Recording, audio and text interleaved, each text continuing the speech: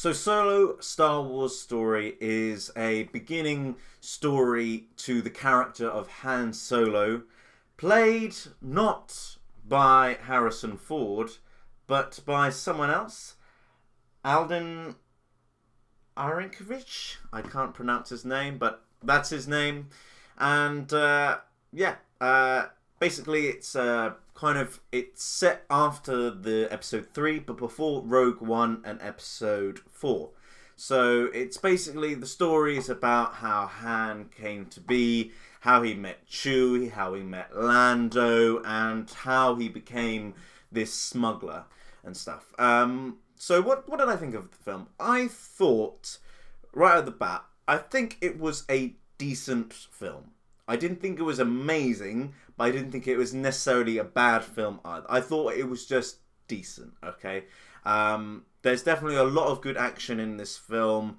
The special effects are really good. Chewie's amazing. Some of the actors, like Donald Glover as Lando, he's pretty awesome as Lando Calrissian, as everyone thought he was going to be. There's some other kind of characters as well, like, I have to look at my phone for this. Emilia Clarke plays Kira, who is someone Han kind of is very close to in the movie. They kind of have this kind of off romance throughout the film, and it's very interesting. Like I say, the special effects in that are great in this film. The action pieces are very good. Now, does I can't pronounce this right. Aiden, I'm just going to call him Aiden because that's his first name. Is he good as Han Solo? Because the whole film is based on Han Solo. And if he doesn't play Han Solo well, then that's in a bad state. In my opinion, he doesn't play him brilliantly, to be honest. For like 3/4 of the film, I didn't really look at him and go, oh yeah, he's Han Solo. I kind of went and looked at him and I was like, he's someone else. He's someone different. He's not the character that I knew. And maybe that's the intention, because obviously this is him when he's younger and this is set before. So maybe it's kind of a change scene when he was younger to what he became. Because towards the end of the film, he does act more like the Han Solo we know. And I don't know if that's because he actually got acting lessons during filming. So I don't know if that's just the acting lessons paying off, or maybe that is the arc of the narrative and stuff. The thing is, obviously, this film did suffer a lot of production problems. Obviously, we had the fact that it changed director most of the way through.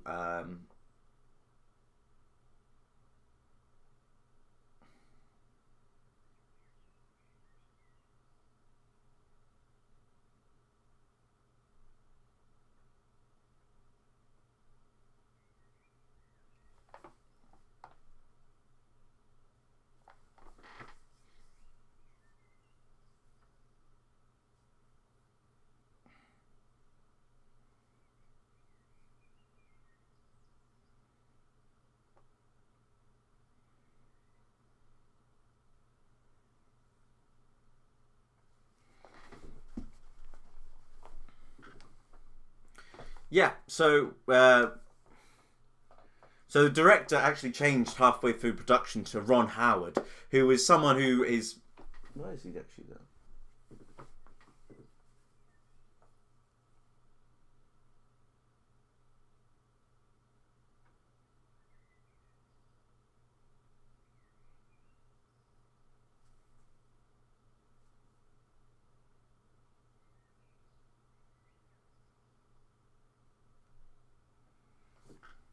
Obviously, the director was changed to Ron Howard, who is someone who is very famous for making a lot of good films. If you do look him up now, you can see his filmography and how good he is and stuff.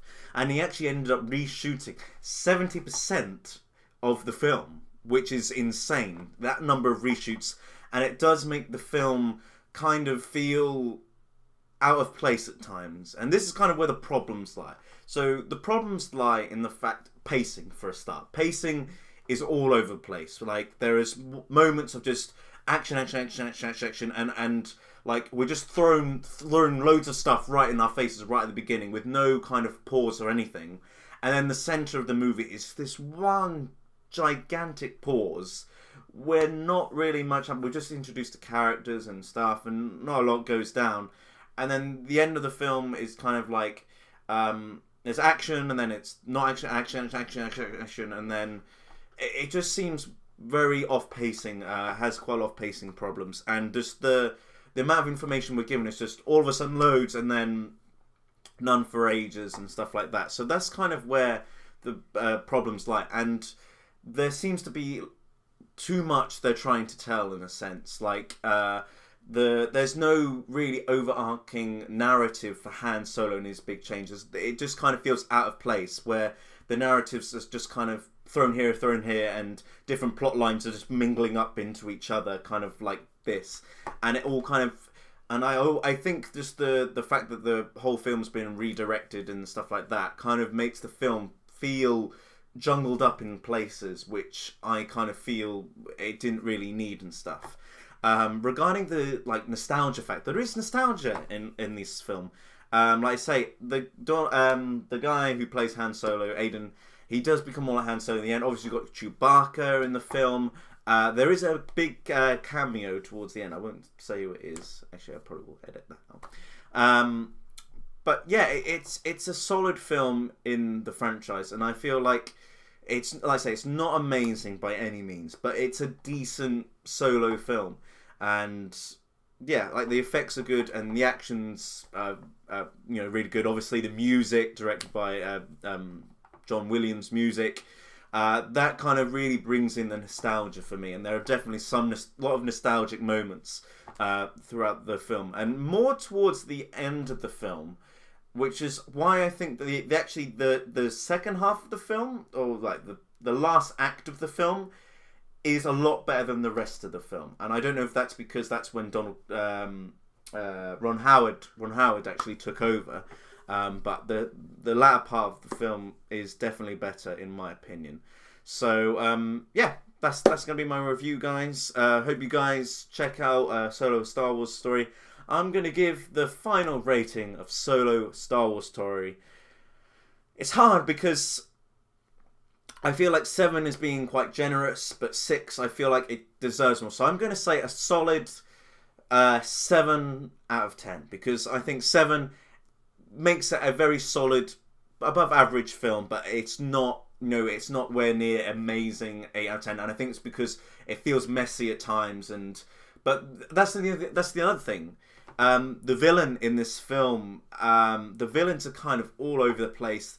The villain isn't really great at all. I was hoping to see, someone who we saw maybe from Empire Strikes Back, like one of the big bounty hunters, like Bosk or some other ones. I can't remember off the top of my head some of them, but you remember all them robots standing in line in Empire Strikes Back, or maybe even Boba Fett. It would have been nice just to see a bit more of Boba Fett, because he was going to get a standalone film, but he didn't. So the villain is actually played by Paul Bettany, who is actually from the Avengers, who plays Vision and stuff. And his villain, he's not in it that much really, and he just comes across a bit lame and boring. And that's no offense to his acting. It's just the writing and just the fact that the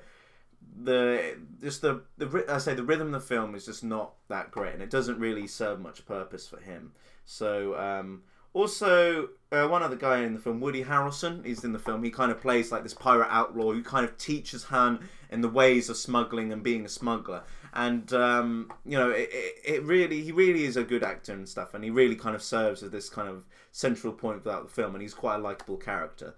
So yeah, that's my review, guys. Hope you guys check out the film, and we'll see you guys next time on The Flucky Guys. See you later, pals.